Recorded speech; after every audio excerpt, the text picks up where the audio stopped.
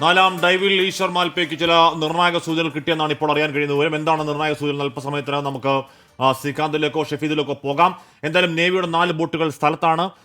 ഒരു സംശയമില്ലാതെ പറയാം പ്രിയപ്പെട്ട പ്രേക്ഷകരെ, ഈ പറയുന്ന 12ാം നാൾ എന്ന് പറയുന്നത് ഒരു ഒരു ഒരു മൈൽ സ്റ്റോൺ ഡേ ആണ് എന്ന് നമുക്ക് ഏതാണ്ട് ഉറപ്പിക്കാം. ഒരുപക്ഷെ 6 മണിയോടെ ദൗത്യസംഘത്തിൻ്റെ ആ വാർത്താ സമ്മേളനത്തോടെ ഇന്ന് തന്നെയാണ് ഉറച്ച വിശ്വാസം. ഈ കഴിഞ്ഞ 10ഉം 11ഉം നാളുകൾ നമ്മൾ അങ്ങേയറ്റം നിസ്സഹായമായ നിൽപ്പിൻ്റെ ദിവസങ്ങളായിരുന്നു 10ഉം 11ഉം. 9ാം നാൾ നമുക്ക് വലിയ പ്രത്യാശയാണ്. അതിനു മുമ്പ് 8 നാളുകൾ നമുക്കറിയാം അർജുൻ എവിടെ, അർജുൻ്റെ വണ്ടി എവിടെ എന്നുള്ള അറിയാത്ത വലിയ ആശങ്കയുടെയും ആദിയുടെയും വേവലാതിയുടെയും 8 നാളുകൾ. 9ാം നാളുള്ള ഒരു പ്രത്യാശ. 10ഉം 11ഉം നമുക്ക് എന്ത് ചെയ്യാൻ കഴിയാത്ത കൈകെട്ടി നിർത്തപ്പെട്ട അവസ്ഥ. അതിൽ 12ാം നാൾ പരിഹാരമുണ്ടാകുന്ന ഈശ്വർ മാൽപ്പയുടെ വരവോടുകൂടിയാണ്. ഈശ്വർ മാൽപ്പെ ആ പുഴയുടെ ആഴങ്ങളിലാണ് ഇപ്പോഴുള്ളത്. 4ാം ഡൈവ് കഴിഞ്ഞ് 5ാം ഡൈവിലേക്ക് നീങ്ങുന്നു അറിയാൻ കഴിയുന്നുണ്ട്. 4ാം ഡൈവിൽ ചില നിർണായക വിവരങ്ങൾ കിട്ടിയെന്നുള്ളതാണ് അറിയാൻ.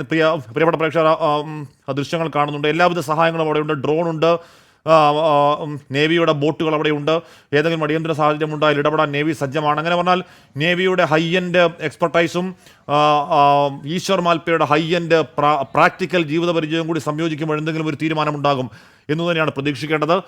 പല വഴിക്ക് നോക്കുകയാണ് ഈശ്വർ മാൽപ്പെ ഈ ബോട്ടിനടുത്തേക്ക് എത്താൻ. അതിൽ ഡൈവിംഗ് തന്നെയാണ് അദ്ദേഹത്തിൻ്റെ കർമ്മ മേഖലയായ ഡൈവിംഗ് തന്നെയാണ് അതിലേറ്റവും പ്രധാനം. രണ്ടാം ഇതാണ് ഈ പറയുന്ന മുളകൾ കൊണ്ടുവന്ന് അത് താഴേക്ക് കുത്തി ഉറപ്പിച്ച് നിർത്തിക്കൊണ്ട് ഊർന്നിറങ്ങുക എന്നുള്ള പ്ലാൻ. അങ്ങനെ പല പ്ലാനുകൾ നോക്കുകയാണ്. അവർക്ക് മത്സ്യത്തൊഴിലാളികളാണ്, കടലിനോടും പുഴയോടുമൊക്കെ വളരെ നന്നായി അറിയാവുന്നവരാണ്. ഇതിൻ്റെ ജലാശയങ്ങളുടെ ആഴങ്ങൾ കൈവെള്ള പോലെ അറിയാവുന്നവരാണ്. അതുകൊണ്ട് അവർക്ക് പല ഐഡിയകളുണ്ട്. ആ ഐഡിയകൾ ഒരു പക്ഷേ മികച്ച സാങ്കേതിക വിദ്യ കൊണ്ടോ ഒന്നും കിട്ടാത്ത, അവർ ജീവിതത്തിൽ പഠിച്ച, അവർ പുഴയിൽ നിന്ന് പഠിച്ച, കടലിൽ നിന്ന് പഠിച്ച അവരുടെ ജീവിതാനുഭവങ്ങളാണ് ആ ഐഡിയകൾ അവിടെ പ്രാവർത്തികമാക്കുകയാണ്. ശ്രീകാന്ത് ചേരുന്നു. ശ്രീകാന്ത്, 4ാം ഡൈവിൽ കിട്ടിയ വിവരം എന്താണ് എന്നറിവുണ്ടോ?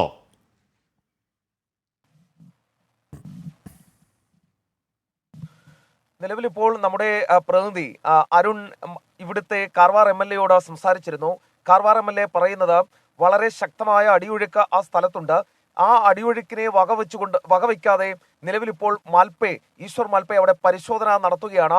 പുള്ളി ഈ കേസിൽ ഈശ്വർ മാൽപ്പെ ഇത്തരം ഡൈവ് ചെയ്തതിനും ഇത്തരം തെരച്ചിലിനുമൊക്കെ തന്നെ അതിസമർത്ഥനാണെന്നാണ് സതീഷ് കൃഷ്ണസേയിൽ ഇപ്പോഴും അവകാശപ്പെടുന്നത്. അദ്ദേഹം ചൂണ്ടിക്കാണിക്കുന്ന ഒരു പ്രധാനപ്പെട്ട കാര്യം, ഈ ഡൈവ് നടന്നുകൊണ്ടിരിക്കുകയാണ്, പരിശോധന നടന്നുകൊണ്ടിരിക്കുകയാണ്. കാര്യമായൊന്നും ഇതുവരെ എടുത്തു പറയത്തക്ക ഒന്നും ഇതുവരെ കിട്ടിയിട്ടില്ല എന്ന് അദ്ദേഹം പറഞ്ഞു വെക്കുന്നു. ഈ പോളുകൾ കുത്തി നിർത്തി അതുവഴി ഈ ബോട്ടുറപ്പിച്ച് നിർത്തിയും അല്ലാതെ അതുവഴി ഊർന്നിറങ്ങിയുമുള്ള പരിശോധന ഇപ്പോഴും നടക്കുന്നു എന്ന് അദ്ദേഹം നമ്മുടെ പ്രതിനിധി അരുൺ പൂപ്പറമ്പയോട് ഇപ്പോൾ പറഞ്ഞിട്ടുണ്ട്. അതടക്കമുള്ള കാര്യങ്ങൾ ഇപ്പോൾ ഏറ്റവും പുതുതായി പുറത്തു വരുന്നു. അതായത് ഒരു കാര്യം ഉറപ്പിച്ചു പറയാം ഹാഷ്മി, ഈ മാൽപ്പയെ കൊണ്ടുവന്നതിന് പിന്നിൽ പൂർണ്ണമായും പ്രവർത്തിച്ചത് കാർവാർ MLA സതീഷ് കൃഷ്ണസേയിലാണ്.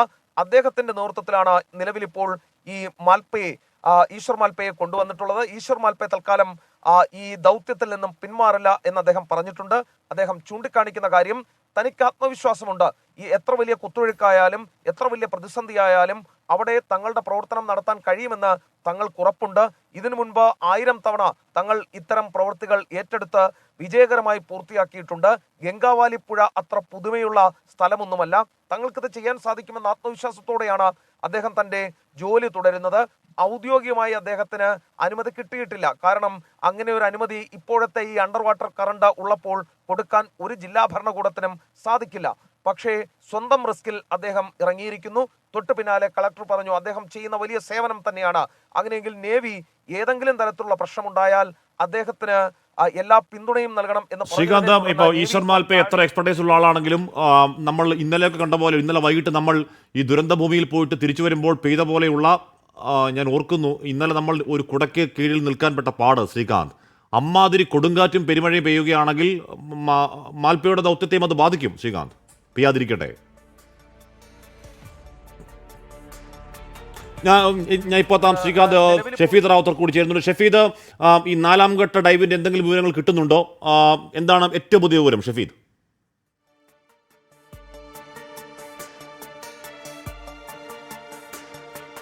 സാധിക്കും. അതിൽ രണ്ട് കാര്യങ്ങൾ ചൂണ്ടിക്കാണിക്കുന്നു. ഒന്ന്, ഈ നാലാം ഘട്ട ദൗത്യം, അല്ലെങ്കിൽ നാലാം ഘട്ട തിരച്ചിൽ, അത് ഇപ്പോൾ ഇവിടെ പുരോഗമിക്കുകയാണ്. പക്ഷേ ഏതെങ്കിലും തരത്തിലൊരു ഇൻപുട്ടിലേക്ക് കാര്യങ്ങൾ എത്തിയിട്ടില്ല. നമുക്ക് ആശ്വാസകരമായ ഒരു വാർത്തയിലേക്ക് കാര്യങ്ങൾ എത്തിയിട്ടില്ല. കാരണം അടിയൊഴുക്ക് തന്നെയാണ് വില്ലനാകുന്നത് എന്നുള്ളതാണ് അവിടെ നിന്നുള്ള റെസ്ക്യൂ സംഘത്തിൽപ്പെട്ട ആളുകളോട് തന്നെ സംസാരിക്കുമ്പോൾ നമുക്ക് മനസ്സിലാക്കുന്ന കാര്യം.